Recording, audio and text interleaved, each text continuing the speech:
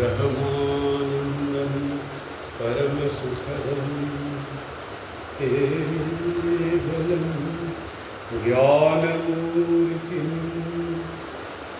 द्वन्द्वातीतं गगनसदृशं तत्त्वमस्यादिलक्ष्यम् एकं नित्यं विमलमचलं सर्वधी साक्षिभूतं भावातीतं त्रिगुणरहितं सद्गुरुं नमामि। विश्वं दर्पणदृश्यमान नगरीतुल्यं निजान्तर्गतं पश्यन्नात्मनि मायया बहिरोद्भूतं यथा निद्रया यः साक्षात् कुरुते प्रबोधसमये स्वात्मानमेवाद्वयम् तस्मै श्रीगुरमूर्तये नम इदं श्री दक्षिणामूर्तये। बटविटपि समीपे भूमिभागे निषन्नं सकलमुनिजनानां ज्ञानदातारमारात् त्रिभुवनगुरुमीशं दक्षिणामूर्तिदेवं जननमरणदुःखच्छेदं वातजातं नमामि। चित्रं वटतरुर्मूले वृद्धा शिष्या गुरुयुवा गुरोस्तु मौनव्याख्यानं शिष्यान्तु छिन्नसंशयः। ॐ नमः प्रणवार्थाय शुद्धज्ञानैकमूर्तये निर्मलाय प्रशान्ताय दक्षिणामूर्तये नमः। निधये सर्वविद्यानां भिषजे भवरोगिणां गुरवे सर्वलोकानां दक्षिणामूर्तये नमः।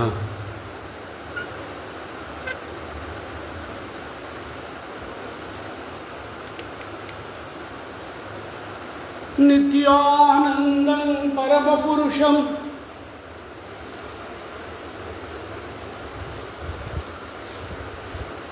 नैष्ठिकीं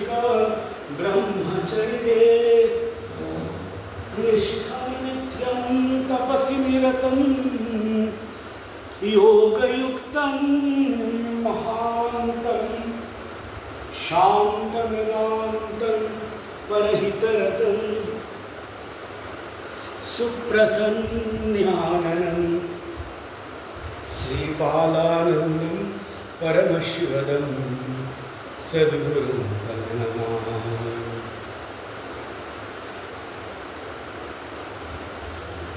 नित्यं यस्य सुरतिहृदये शुद्धवात्सल्यधारा श्रीबालानन्द भुवि विजयति वैद्यनाथस्वरूपः त्वमेव माता च पिता त्वमेव बन्धुश्च सखा त्वमेव विद्या द्रविणं त्वमेव सर्वं मम देवदेव त्वमेव सर्वं मम देवदेव त्वमेव सर्वं मम देवदेव।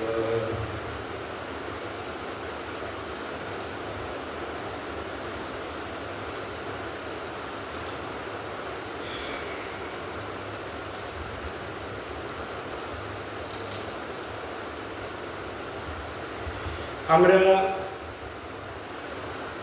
ঈশোপনিষদের আলোচনা করছি। ঈশাবাস্যোপনিষদও বলা হয়। এটা এই ঈশোপনিষদ হচ্ছে শুক্ল যজুর্বেদ কাণ্ড শাখীয় সংহিতার 40তম অধ্যায়। তার আগে পর্যন্ত হচ্ছে 39 নম্বর অধ্যায় পর্যন্ত হচ্ছে মন্ত্রভাগ। সেটাকে আমি বারবার এটাকে এক্সপ্লেন করেছি। সেটা হচ্ছে বেদের কর্মকাণ্ড। 39 নম্বর অধ্যায় পর্যন্ত হচ্ছে মন্ত্রভাগ, যেখানে মন্ত্রের প্রয়োগের দ্বারা হোম ইত্যাদি করে ইন্দ্রাদি দেবতাদের তুষ্ট করে বৃষ্টি ধান্য ইত্যাদি প্রাপ্ত করে থাকতেন আমাদের বৈদিক যুগের ঋষিরা। তারপরে তারা গভীর আত্মচিন্তনের মধ্যে গিয়ে আরণ্যক তাই জন্য বলে এই উপনিষদের সৃষ্টি হলো। যে উপনিষদ হচ্ছে তারা বুঝতে পারলেন এই যে প্রকৃতির মধ্যে এই সমস্ত শক্তিগুলি একটি মূল শক্তির সঙ্গে যুক্ত, তিনি অদ্বৈত, নন ডুয়াল। সেটাকে নন ডুয়ালিটি বলা হয় বেদান্ত দর্শনে। উপনিষদে সেই নিরাকার নির্গুণ নির্বিশেষ ব্রহ্মতত্ত্বের আলোচনা হয়েছে। তার মধ্যে সবচেয়ে প্রথম উপনিষদ হচ্ছে ঈশাবাস্য উপনিষদ। কেননা এটা খুব গম্ভীর তত্ত্ব, আত্মার সম্বন্ধে ব্যাখ্যা করা হয়েছে। এবং বেদের প্রথম 2টি অংশ, সংহিতাংশ ব্রাহ্মণাংশ, যেটা মিলে কর্মকাণ্ড হয়, আর তারপর হচ্ছে আরণ্যক আর উপনিষদ মিলে জ্ঞানকাণ্ড। তো বেদের 4টে ভাগ, তার মধ্যে প্রথমটি হচ্ছে কর্মকাণ্ড, দ্বিতীয়টি হচ্ছে জ্ঞানকাণ্ড। এসব নিয়ে আমি অনেকবারই আলোচনা করেছি। উপনিষদের শুরুতে একটি শান্তি পাঠ আছে, ওম পূর্ণমদঃ পূর্ণমিদং পূর্ণাৎ পূর্ণমুদচ্যতে পূর্ণস্য পূর্ণমাদায় পূর্ণমেবাবশিষ্যতে। ওম শান্তিঃ শান্তিঃ শান্তিঃ। আমি গত শুক্রবার যে আলোচনা করছিলাম সেখানে আমরা উপনিষদ শব্দটা শুনি, কিন্তু উপনিষদ কথাটার অর্থ কি? কাছে বসার নাম, গুরুদেবের কাছে, যিনি আপনার গুরু তার কাছে গিয়ে বসার নাম হচ্ছে উপনিষদ। আসলে যদি মন দিয়ে মনকে ঠিক মতো দেখা যায়, তাহলে সত্যের সোনালি ঢাকাটা একদিন খুলে যায়।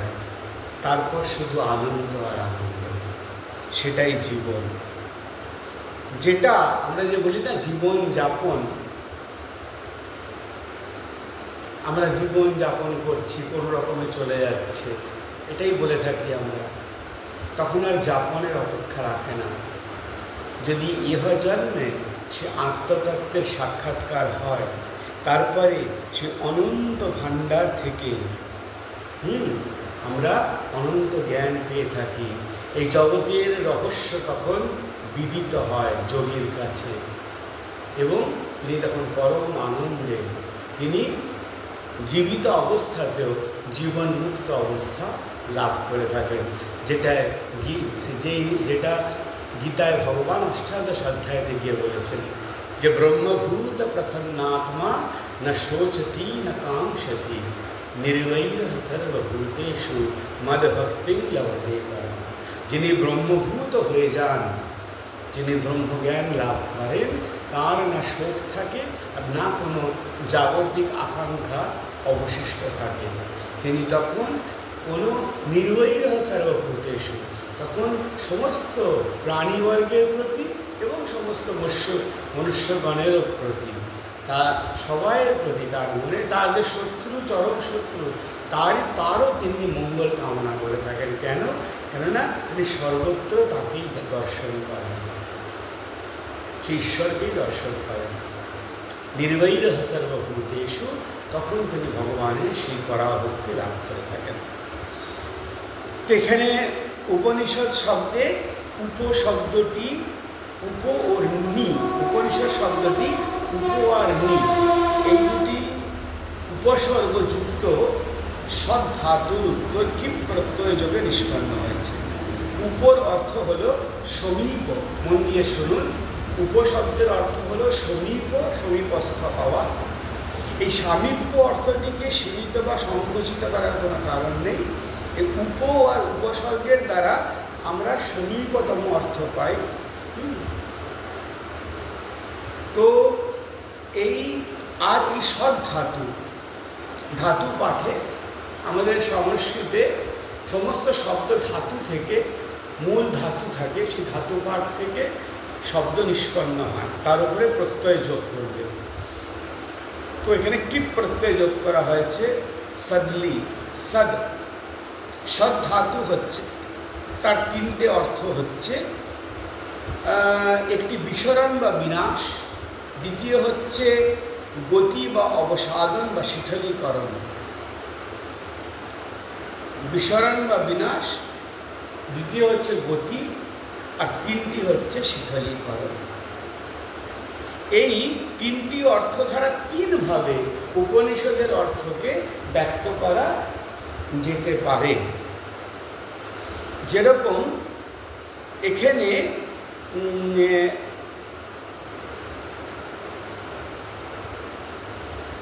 এই যে কি প্রত্যয়টি লাগানো হয়েছে, ওতে যারা পাণিনি ব্যাকরণ পড়েছেন তারা জানেন, যারা সংস্কৃত নিয়ে পড়াশোনা করেছেন তারা জানেন, এখানে কি প্রত্যয়টি কোনো বর্ণই অবশিষ্ট থাকে না, আর সবটাই লোপ পেয়ে যায়। তবুও একটা অর্থ রেখে যায়, সেটি হলো কর্তা।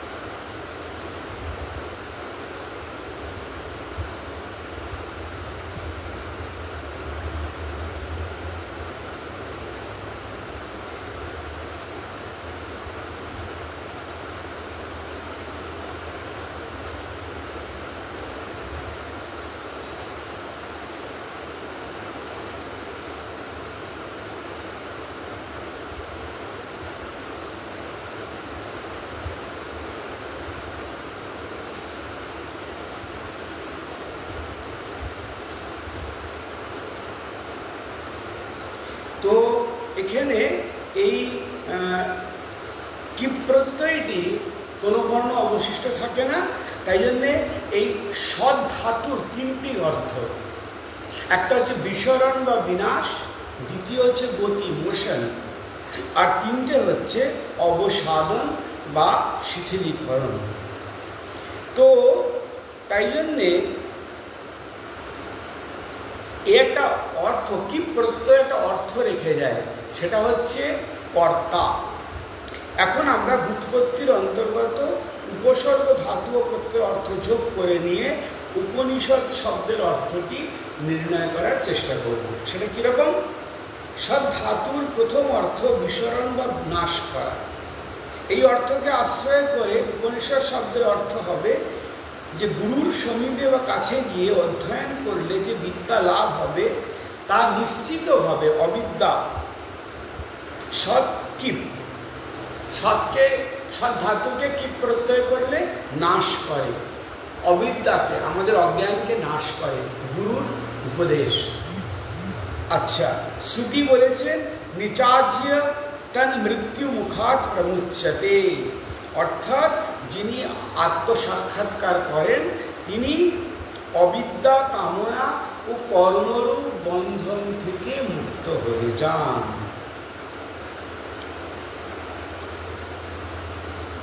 কেননা শ্রুতিতে অবিদ্যা, কামনা ও কর্মরূপ বন্ধন থেকে মানে শ্রুতিতে অবিদ্যা, কামনা ও কর্মকে মৃত্যু স্বরূপ বলা হয়েছে।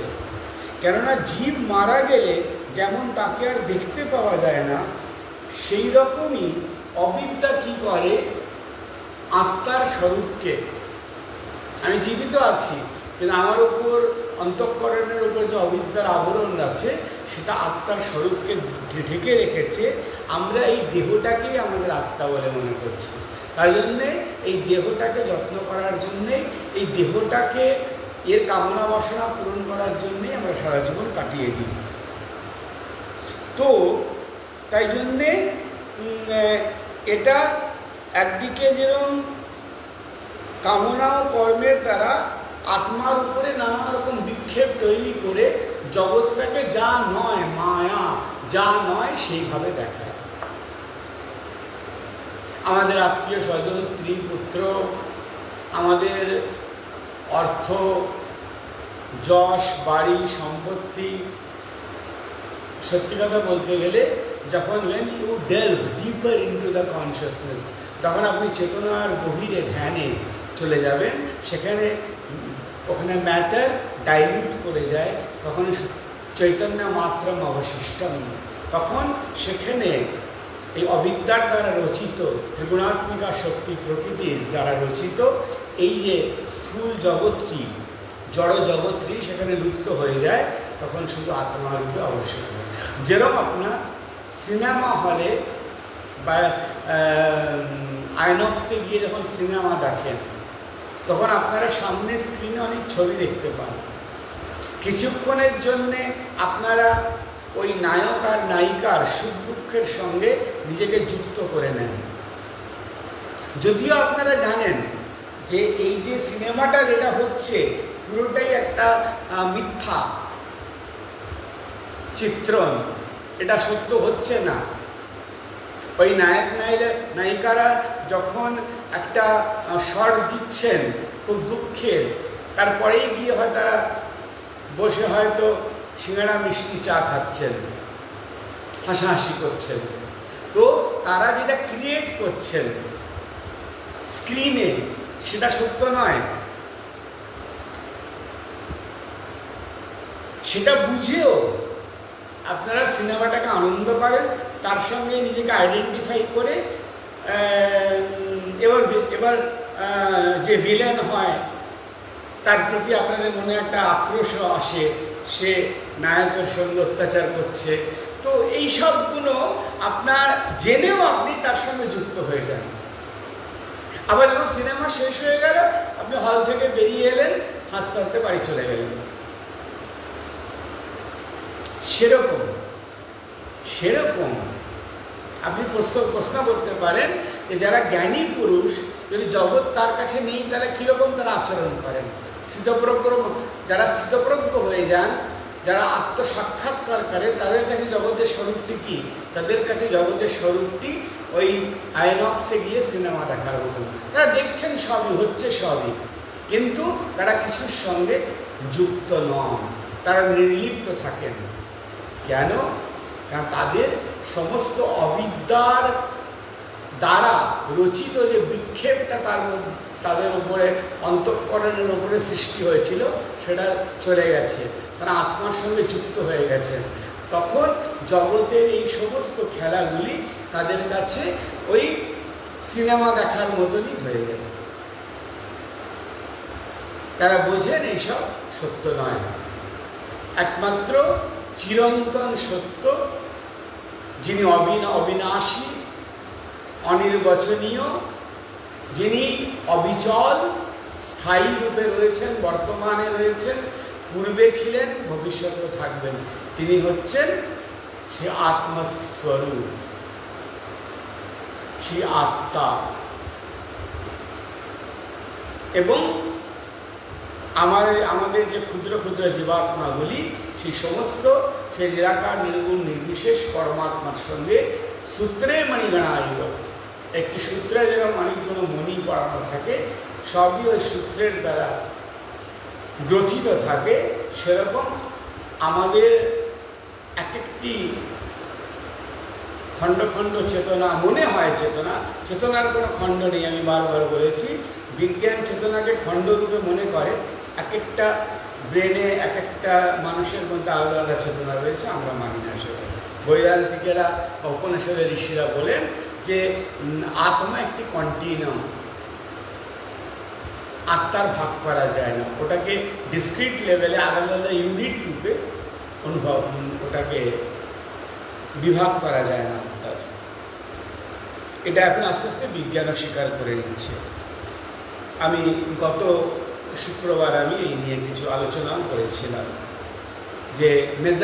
যে বিজ্ঞান ফিজিক্স কীরকমভাবে মেটাফিজিক্সের দিকে চলে যাচ্ছে, মেটাফিজিক্যাল ট্রুথগুলোকে স্বীকার করে নিচ্ছে, যে আমাদের দৃশ্যজগৎ আর আমাদের শ্রবণ এইটুকুর মধ্যেই জগৎ নয়, এর বাইরে যে জগৎ আছে সেটা প্রমাণিত বৈজ্ঞানিকভাবেও, এবং সেই রিয়ালমে, সেই ডোমেনে, সেই প্যারাডাইমে তারা ঢুকতে চেষ্টা করছেন। তারাও বলছেন যে ডার্ক ম্যাটার আছে, যেটাকে আমরা জগৎ রূপে, বিশ্ব ব্রহ্মাণ্ড রূপে দেখছি, এটা সেই ডার্ক ম্যাটারের একটা মাত্র অংশ, বাকিটা এখনো অজানা রয়েছে বিজ্ঞানের কাছে। তো উপনিষদ অধ্যয়নের দ্বারা যে বিদ্যা আমাদের লাভ হয় তা আত্মবিষয়ক অবিদ্যার নাশ করে। অবিদ্যার নাশ হলে অবিদ্যার কার্যরূপে কামনা এবং কর্ম, অর্থাৎ সমস্ত দ্বৈতেরই নাশ হয়ে যায়। নির্দ্বন্দ্ব নিত্য সত্ত্বস্থ নির্যোগসীম আত্মা। অর্জুন যখন ভগবানকে বললেন যে আমরা তো সারাক্ষণ এই দুইটি ভাবের মধ্যে দিয়ে যাচ্ছি, সুখ দুঃখ জয় করা যায়, মান অপমান, লাভ ক্ষতি, তাহলে এর থেকে বেরোবো কিরম করে? ভগবান বললে যোগ অবলম্বন করো। অর্জুন জিজ্ঞেস করলেন যোগ কি? খুব সেই আপনার পতঞ্জল যোগ দর্শনে যোগ চিত্তবৃত্তি নিরোধ, তারপরে যোগের আরও সব ভাষ্য আছে, কচ্ছদন প্রাণস্যবা, তারপরে নানা রকম প্রাণায়ামের কথা আছে, তার দ্বারা বায়ুকে রুদ্ধ করতে হবে, এইসব কোনো কথাই না। ভগবান বলেছেন সমত্বম যোগ উচ্চতে, যোগ কর্মসু কৌশল, সমত্বম যোগ উচ্চতে। যোগ তখনই তুমি প্রাপ্ত হবে যখন তুমি সুখ দুঃখ, জয় পরাজয়, মান অপমান, লাভ ক্ষতি, এই দুইটির প্রতি সমভাবাপন্ন হয়ে যাবে। Equanimity is yoga. পরমেশ্বরেই পরতা, ভগবানের সঙ্গে যুক্ত হওয়ার উপায় হচ্ছে যোগ। আর সেই উপায়টা কি? সমত্ব ভাবে আসা। আর সমত্ব কিরমভাবে প্রাপ্ত হবে? ওই সমত্ব হবে যোগ কর্মসু কৌশলম। গীতায় ভগবান বললেন কর্মে নিজের কর্মকে এত সুন্দর রিফাইন করতে হবে, সেই কর্মকে এমনভাবে করতে হবে যে আপনার মধ্যে সমত্ব ভাব আনবে। আপনি কর্ম করতে থাকবেন, কিন্তু কর্মের দ্বারা লিপ্ত হবেন না। আমরা কর্ম করি, ভগবান কৃষ্ণ কর্ম করেছেন, তার থেকে বড় কর্মী কেউ আছে? তিনি কতগুলো কাজ করলেন বলুন তো। কত দৈত্য দানবকে মারলেন, কত কিছু করালেন, মহাভারতে যুদ্ধ করলেন, কিন্তু তিনি নির্লিপ্ত। তিনি নির্লিপ্ত হয়ে রয়েছেন, তিনি কিছুর মধ্যে ইনভলভ না। So when you are indifferent to all your actions, when you become indifferent to all your actions, then you reach or achieve the state of equanimity. The samatvam yoga uchyate. And that samatva bhava to all the dvandvas. Dvandvas create dvaita. Dvandatmak jagat. Dvandvas are the pair of the bipolars. Pair of opposites are the dvandvas. Dvandvas are সুখ দুঃখ, জয় পরাজয়, লাভ ক্ষতি।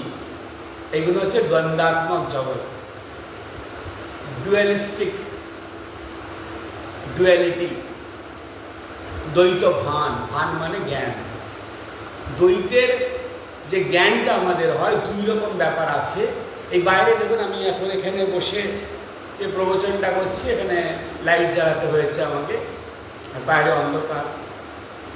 তো প্রকাশের সঙ্গে অন্ধকারের সহাবস্থান রয়েছে।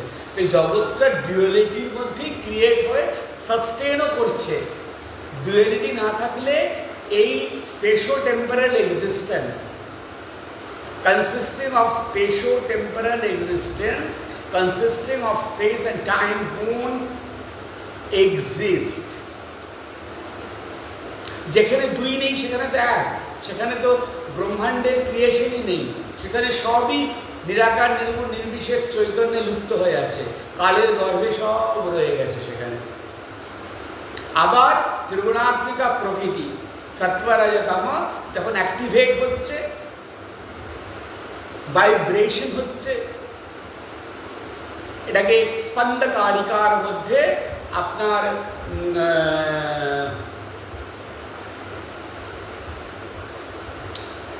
এই কাশ্মীরি যে শৈবিজম আছে, শৈব থিওরি আছে কাশ্মীরে, তারা এটাকে খুব সুন্দরভাবে ব্যাখ্যা করেছেন।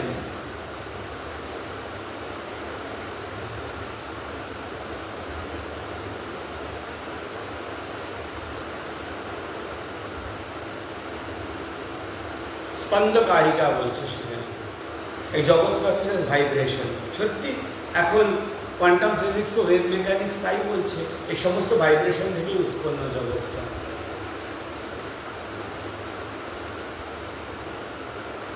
ওয়েভ ইকুয়েশন তাই বলছে।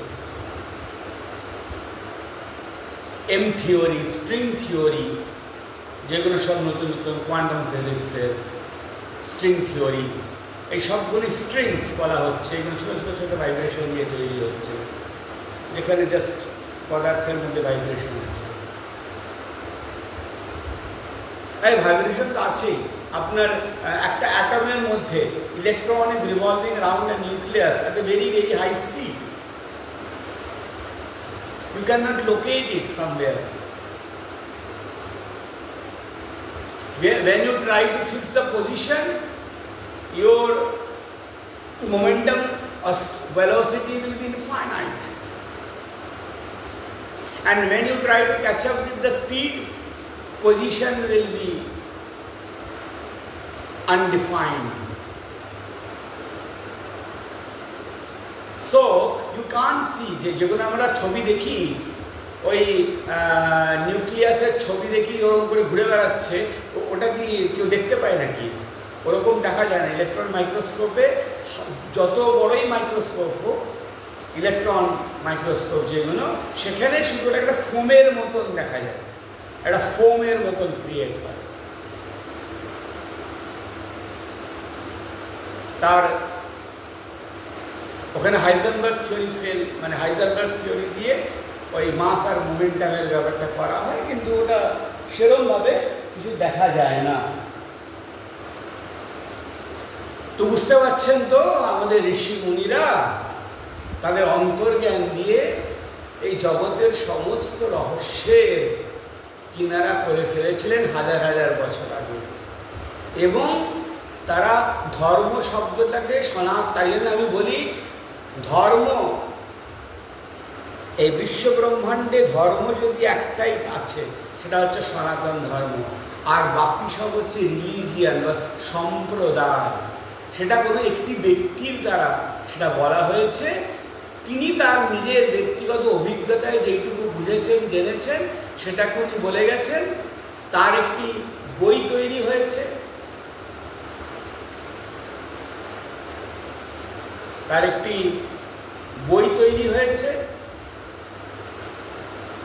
আর তার একটি উপাসনা পদ্ধতি।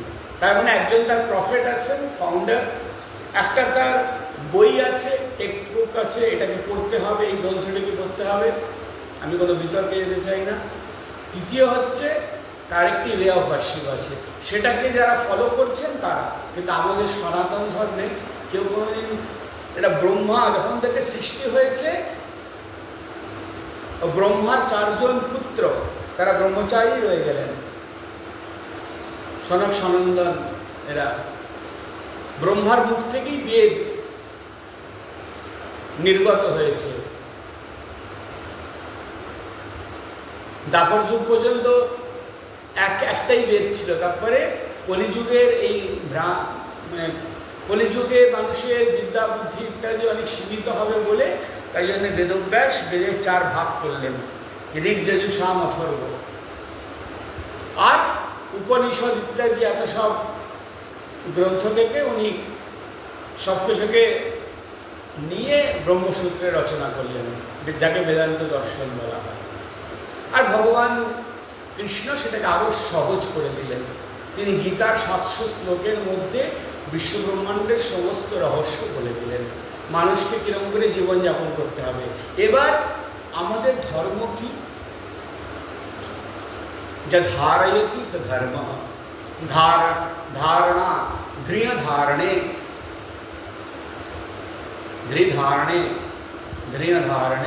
যা ধারণ করে। কি ধারণ করে? ধর্ম কি ধারণ করে? Cosmic principle. The cosmic principle behind the creation, sustenance and dissolution of this universe or annihilation of this universe is called dharma. Dharma is that cosmic principle which explains everything regarding this universe. আমাদের ঋষিরা তাদের গভীর ধ্যানের মধ্যে গিয়ে intuitive faculty develop করে, ধ্যানের মধ্যে ইনটিউটিভ নলেজের দ্বারা এই জ্ঞান আহরণ করে লিখে গেলেন উপনিষদে। ঋষয় মন্ত্র দ্রষ্টারঃ, তারা আজগুবি কিছু লিখে যাননি, তারা ধ্যানে যা উপলব্ধি করেছেন সেইগুলো বলেছেন, এবং সেইগুলো প্রত্যেকটা সত্য। এটাকে যদি বিশ্বাস না করতে পারেন তাহলে আপনি সনাতন ধর্মাবলম্বী নন। সে বিলিফটা আপনাকে করতে হবে, এবং যদি ক্ষমতা থাকে তাহলে নিশ্চয়ই আপনি আপনার আধ্যাত্মিক অনুভূতির দ্বারা আপনি সেটা লাভ করবেন। আরে ভাই, একটা সাধারণভাবে মোটামুটি জীবিত থাকার জন্যে যে একটি ব্যবসায়িক ডিগ্রি অর্জন করতে হয়, একটা ইঞ্জিনিয়ারিং বা ডাক্তারির, তার জন্যে 12 বছর এদিকে, তারপরে 4 বছর 16 বছর, তারপরে আবার হায়ার ডিগ্রিজ 18, 19, 20 বছর পড়াশোনা করলে তবে জীবনে উচ্চ পদে যাওয়ার মতন ডিগ্রি অ্যাচিভ হয়। ভালো চাকরি করে জীবনে মোটামুটি সম্মানের সঙ্গে গাড়ি বাড়ি স্ত্রী পুত্র নিয়ে থাকার মতন যোগ্যতা লাভ হয়। 20 বছর লেগে যায় প্রায়, যখন থেকে আপনি স্কুলে ভর্তি হন। 25-26 বছর পর্যন্ত, মানে যদি আপনি 5 বছরের পরে যদি পড়াশোনা শুরু করেন তাহলে 20 বছর মিনিমাম লেগে যায় নিজেকে সাধারণভাবে প্রতিষ্ঠা করতে, মানে 25 বছরের প্রায় সাধনা, 20-25 বছরের সাধনা। 30 বছর বয়সে এসে একজন মানে নারী বা পুরুষ মোটামুটি একটা সমাজে প্রতিষ্ঠা লাভ করে। তাহলে শুধু জাগতিক একটু ভালোভাবে থাকার জন্যে যদি এত জ্ঞান এবং সেই জ্ঞানকে এখন তো এত ব্যাপার এসে গেছে যে কম্পিটিশনের যুগ। আমাকে একজন আমার শিষ্যা, উনি কম্পিউটার সায়েন্সে কম্পিউটার সায়েন্স ইঞ্জিনিয়ার, উনি বড় কোম্পানিতে কাজ করেন। উনি বলছেন উনি 20 বছর কাজ করেছেন সেখানে। এখন বলছেন যে বাপরে বাপ, এই যে যারা সব ইয়াং ছেলেরা আসছে কোম্পানিতে, they are so technically advanced.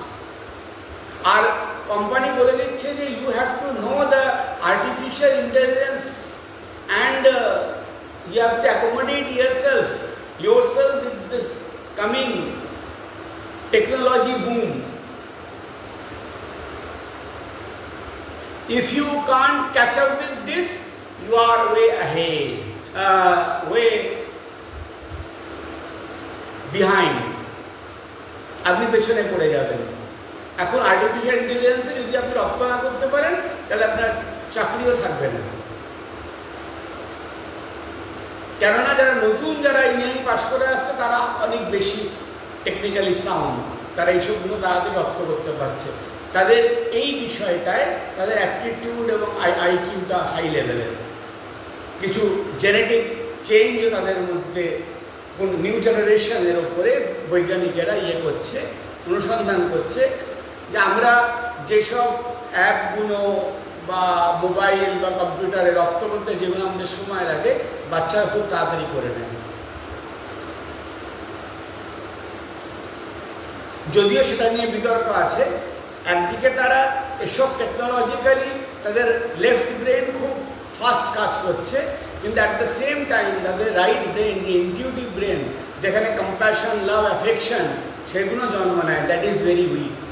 That's why they are born with, in America, the scientists are very much worried, especially the neuroscientists are worried with the experimental observation and results they are getting through their scientific innovations, that the young bonds are born with split personalities. একদিকে তারা টেকনোলজিতে খুব strong, কিন্তু at the same time they are very much arrogant, self-centered, don't want to share anything, unable to control the temptation of sex, murder, violence. আপনি আমাদের ভারতবর্ষ তাই হচ্ছে। রোজই আপনারা নতুন করে বলার কিছু নেই, সকালে পেপার খুললেই বা টিভি দেখলেই আপনারা নতুন নতুন খবর পান, কীরকমভাবে ছেলেমেয়েরা পরস্পরকে মেরে নিচ্ছে, যা করছে। এইগুলো কি? তাহলে কি আমরা এগিয়ে যাচ্ছি না পিছিয়ে যাচ্ছি? ভালো করে চিন্তা করে দেখুন। থাক, তাহলে আমরা সৎ ধাতুর বিনাশ অর্থকে যদি আমরা গ্রহণ করি, তাহলে সৎ ধাতুর বিনাশ অর্থকে গ্রহণ করলাম। 3টি অর্থ বলেছিলাম। একটা বিনাশ অর্থে, তাহলে বিনাশ কাকে করে? উপনিষদ অজ্ঞানকে বিনাশ করে। এবার যদি গতি অর্থ ধরি, সৎ ধাতুর 3টে অর্থ, এবার যদি গতি অর্থকে ধরি, তাহলে উপনিষদের আর একটা অর্থ, এটা হচ্ছে গতি শব্দটি হচ্ছে অবগতি বা জ্ঞান অর্থ বুঝিয়ে থাকে। সুতরাং সৎ ধাতুর অর্থ যেটা গতিশীল জ্ঞান, এই জ্ঞান অর্থ মানে জানাও হলো। তাইলে উপ অর্থাৎ সমীপে, সমীপতম আত্মাকে। আমাদের সমীপতম জিনিস পৃথিবীতে কি? সমীপতম জিনিস যাকে আমরা চিনি না। আমরা মনে করি আমাদের স্ত্রী, পুত্র, কন্যা, বাবা মা এটাই সমীপতম বস্তু। না, আমাদের সমীপতম যিনি ভেতরে রয়েছেন আমাদের আত্মা, যিনি পরমাত্মার সঙ্গে। আর আত্মাকে জানা হলেই পরমাত্মাকেও জানা হবে। আত্মা হচ্ছে জীবাত্মা, আমাদের মধ্যে যিনি রয়েছেন তিনি পরমাত্মার সঙ্গে যুক্ত। তো উপ কি করছে? তাহলে উপ অর্থাৎ সমীপে বা আত্মার সমীপে জীবাত্মাকে নিশ্চিতভাবে সৎ জানাবার কি কর্তা হলে সেটা উপনিষদ। এটা আত্মাকে জানাবার যে গ্রন্থটি সেটা হচ্ছে উপনিষদ। এটা দ্বিতীয় অর্থ হল। এটাকে আত্মবিদ্যা বলা যায়। ভগবান বললেন না, গীতায় বললেন নির্দ্বন্দ্ব নিত্য সত্ত্বস্থ নির্যোগ সীমা আত্মবান। যখন অর্জুন তুমি এই দ্বন্দ্বাত্মক জগৎ জয় পরাজয়, সুখ দুঃখ, বললেন কিরম করে হবে? হব ভগবান সমর্থকে পৌঁছবো। বললেন তোমাকে এরকম হতে হবে। দুঃখেশ্বর উদ্বিগ্ন মানা সুখেশ্বর বিগতা স্প্রিয় ভিতরাগ ভয় ক্রোধ। তোমাকে দুঃখ উদ্বিগ্ন হলে চলবে না, সুখেও তুমি লাফালাফি করবে না। এইভাবে ভিতরাগ ভয় ক্রোধ, ভয় ক্রোধ একে অতিক্রম করে রাগ, কোনো বস্তুর প্রতি বিশেষ অনুরাগ, সেটাকেও ত্যাগ করতে হবে। এরকমভাবে যদি সমর্থভাবে পৌঁছতে পারো, তখন তোমার কাছে তুমি কি হবে? নির্দ্বন্দ্ব নিত্য সত্ত্বস্থ নির্যোগ সেবা। তখন তুমি দ্বন্দ্বাতীত ভূমিতে, এই দ্বন্দ্বকে অতিক্রম করে তুমি দ্বৈত ভান মানে জ্ঞান, ওই দ্বৈত সত্তাত্মক এই জগৎকে, ডুয়ালিস্টিক ওয়ার্ল্ডকে অতিক্রম করে তুমি নির্দ্বন্দ্ব হতে পারবে। তখন তুমি সত্যগুণে অধিরূঢ় হয়ে নির্দ্বন্দ্ব নিত্য সত্ত্বস্থ নির্যোগ সীমা আত্মজ্ঞান। তখন সে এমনকি নিজের শরীর ধারণে বা তাকে তারও চেষ্টা করতে হবে না, ভগবানই তার সব জুটিয়ে দেবেন। সে আত্মবিদ, আত্মবান। তখন সে আত্মবান হয়ে যাবে, দ্বন্দ্বাতীত ভূমিতে পৌঁছবে। ভগবান গীতায় বললেন, সেটাই এখানে বলা হচ্ছে। তাই জন্যে উপনিষদ আত্মবিদ্যা বা ব্রহ্মবিদ্যা বটে। উপনিষদ জানলে এবং সেটাকে সাধন করলে ব্রহ্মজ্ঞান লাভ করা যায়।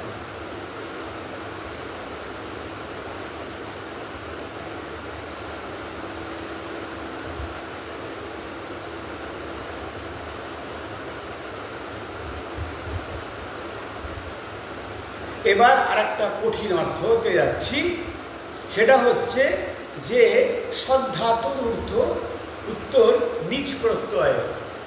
এখানে নেই, কি প্রত্যয় আছে, কিন্তু নিচের অর্থ হচ্ছে, যারা একটু পাণিনি ব্যাকরণ পড়েছেন তারা এগুলো বুঝতে পারবেন। যারা সংস্কৃত নিয়ে একটু পড়াশোনা করেছেন গ্র্যাজুয়েশন বা পোস্ট গ্র্যাজুয়েশন লেভেলে, এখানে প্রেরণার্থ অন্তর্ভুক্ত আছে বলে মনে করতে হবে এটাকে। এরকম ধাতুকে বলা হয় অন্তর্ভাবিত ন্যার্থ। আমি একটু কঠিন কথা এই জন্য বলছি যে উপনিষদ নিয়ে একটা প্রশ্ন আসে, আমরা ছোটবেলা থেকে শুনে আসছি উপনিষদ। একটু ব্যাখ্যা করার চেষ্টা করছি অনেক সহজভাবে, এটার অনেক কঠিন ব্যাখ্যা আছে। তো প্রেরণ অর্থ যোগ করে উপনিষদের ব্যুৎপত্তি অনুসারে সামগ্রিক অর্থ দ্বারায় সমীপতম জীবাত্মাকে, আপনার সমীপতম বস্তু হচ্ছেন আপনার নিজের আত্মা, তাকে নিশ্চিতভাবে ব্রহ্মে নিয়ে যাওয়ার সৎ, এখানে সদের নিজ প্রেরণার্থে কর্তা, যা জীবাত্মাকে নিশ্চিতভাবে ব্রহ্মের দিকে নিয়ে যায়, ব্রহ্মজ্ঞানের কাছে নিয়ে যায়, সেই ব্রহ্মবিদ্যাই হচ্ছে উপনিষদ। এটা তৃতীয় অর্থ হল। এখানে নিয়ে যায় বলতে এক স্থান থেকে অন্য স্থানে নিয়ে যায় এমনটা মনে করা কোনো প্রয়োজন নেই, কারণ ব্রহ্ম অনেক দূরে অবস্থান করছেন এমন কোনো কিছু নয়। আমরা এখানে পড়েছিলাম তদেয়তি তন্নৈয়তি তদ্দূরে তদ্ধ্বন্তিকে তদন্তরস্য সর্বস্য তদু সর্বস্যাস্য বাহ্যতঃ। আমরা যে ঈশোপনিষদ পড়ছিলাম তাহলে কি বলছিলাম? তদ তিনি এজতি, তিনি চলেন। আবার তদ ন এজতি, তিনি চলেনও না। তদ দূরে, তিনি দূর থেকে বহু দূরে, যেখানে কেউ যেতে পারে না সেখানেও সবচেয়ে আগে পৌঁছে যান। উ অন্তিকে, তিনি আবার অত্যন্ত নিকটে, মানে আমার মধ্যেই তিনি রয়েছেন। সর্বস্ব জগতের অন্তরের, অন্তঃ অন্তরে পরিপূর্ণ, এবং তিনি সমস্ত জগতের অন্তরে পরিপূর্ণ এবং সমস্ত জগতের বাহ্যেও পরিপূর্ণ। এইটা হচ্ছে ঈশোপনিষদের পঞ্চম শ্লোক, তারই ব্যাখ্যা করছে। কি ব্যাখ্যা করতে গিয়ে আমার মনে হলো যে উপনিষদ যখন আমরা আলোচনা করছি তখন উপনিষদ শব্দটাও একটু বুঝে নেওয়া দরকার। তো যা জীবাত্মাকে, তো ব্রহ্ম এখানে অনেক দূরে অবস্থান করছেন তা নয়, অনেক দূরেও আছেন কাছেও আছেন। তো জীবের আসল স্বরূপটা তো ব্রহ্মস্বরূপ। আহম ব্রহ্মাস্মি, উপনিষদের যে তার চারটি মহাবাক্য, আহম ব্রহ্মাস্মি, তত্ত্বমসি, আমি ব্রহ্ম, তত্ত্বমসি, তুমি সেই, তত্ত্বম আসি, অয়ম আত্মা ব্রহ্ম, আমার আত্মাই ব্রহ্ম। তো এইসব যে মহাবাক্যগুলি, এইগুলো তো আত্মপরে কি, আত্মার সঙ্গে পরমাত্মা যে এক, এটা বলার জন্য এইগুলি হচ্ছে উপনিষদের বা বেদান্তের মহাবাক্য।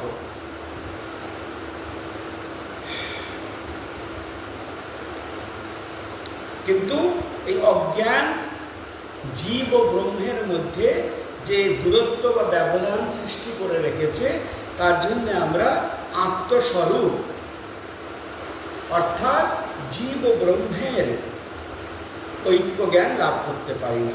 উপনিষদই বরং অজ্ঞানকে নাশ করে আমাদের যথার্থ আত্মস্বরূপকে উপলব্ধি করায়। গুরু মহারাজ সেরমভাবে বসে মাইকে প্রবচন করতেন না, কিন্তু তার কয়েকটা কিছু যে সৎসঙ্গ তার অ্যাভেলেবল, যেগুলো আমরা শুনেছি, সেটা একেবারে একটা বাড়ির ঘরের মধ্যে জিজ্ঞেস করার মতন জ্ঞান থাকা উচিত। তো যারা একটু অধ্যয়ন করতেন তারা মহারাজকে যে প্রশ্ন করেছেন তার উত্তরে গুরু মহারাজ যে তার যে এই বেদান্ত দর্শন, উপনিষদ, গীতা, এসবে যে প্রচণ্ড তার মানে প্রবেশ ছিল এবং সব যে তার মানে করতলগত ছিল, সবই তিনি অধ্যয়ন করেছেন। আমাকে গুরু মহারাজজির মামা ছিলেন প্রাণগোপাল মুখোপাধ্যায়, যাকে বালানন্দ মহারাজ বলতেন শুক্লা সন্ন্যাসী। তিনি পোস্টমাস্টার জেনারেল ছিলেন পিএমজি বেঙ্গলে। তারপরে রিটায়ার করার পরে আমাদের আশ্রমে, আপনারা যারা গিয়েছেন তারা জানেন, সন্তোষ আশ্রম ঢুকেই যেখানে বড় গেটটা, তার বাঁ দিকে যে দোতলা বাড়িটা সন্তোষ আশ্রম, সেখানে প্রাণগোপাল মুখোপাধ্যায় থাকতেন। গোবিন্দ গোপাল মুখোপাধ্যায়, যিনি তাঁর যিনি ছেলে গোবিন্দ গোপাল মুখোপাধ্যায়, যার নাম আপনারা জানেন, তিনি খুব বড় একজন বিদ্বান সংস্কৃতের ছিলেন। তিনি বর্ধমান ইউনিভার্সিটির হেড অফ দ্য ডিপার্টমেন্টও হয়েছিলেন সংস্কৃতের। তো উনি আমাকে অত্যন্ত স্নেহ করতেন। আমি ওনাকে 3বার আশ্রমে নিয়ে আসতে পেরেছিলাম।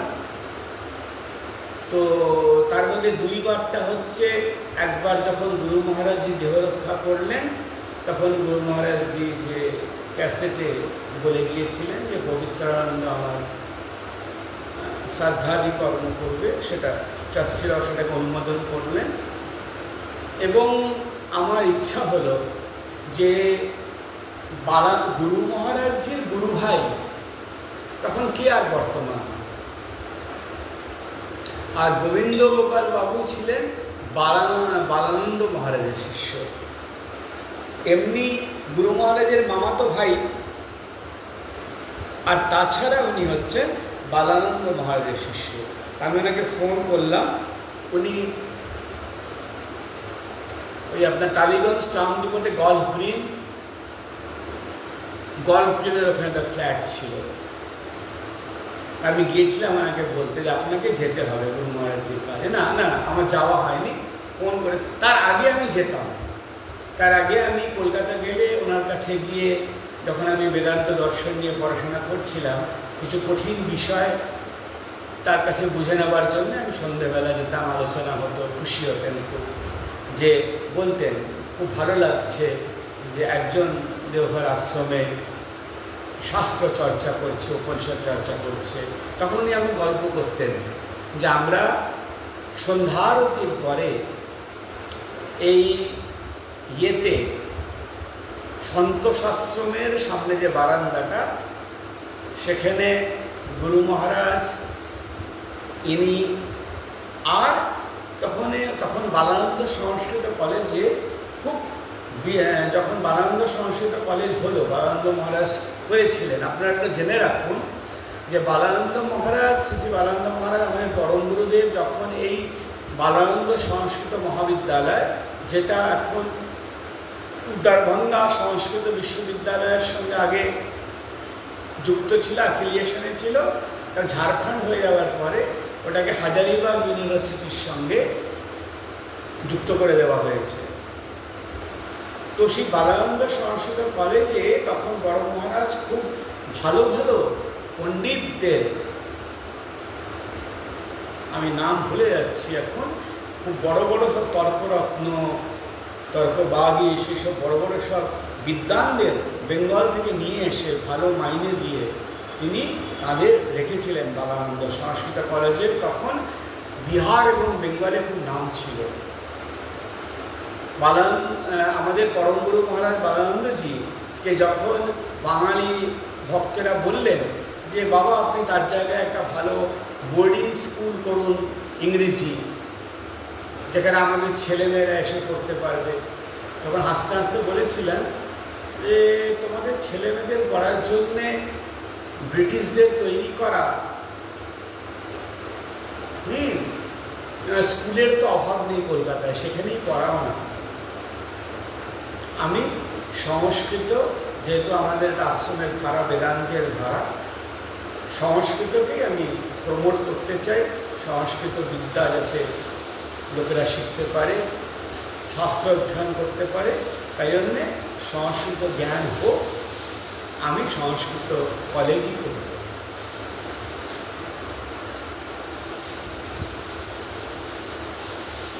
তো এই হয়েছিল। তো তখন আমাকে গোবিন্দ গোপাল বাবু বলতেন যে সন্ধ্যেবেলা ওই সন্তোষ আশ্রমের ওই চত্বরে আমাদের গুরু মহারাজ, তারপরে গোবিন্দ গোপাল বাবু, আর এই সব আরও সব আশ্রমের সাধুরা এবং বিদ্বান পণ্ডিতেরা বসে বিভিন্ন বিষয় নিয়ে, কোনোদিন বেদান্ত নিয়ে, কোনোদিন উপনিষদ নিয়ে, কোনোদিন গীতা নিয়ে, কোনোদিন ভাগবত নিয়ে, এরকম শাস্ত্র চর্চা চলতো 1-1.5 ঘন্টা মতন।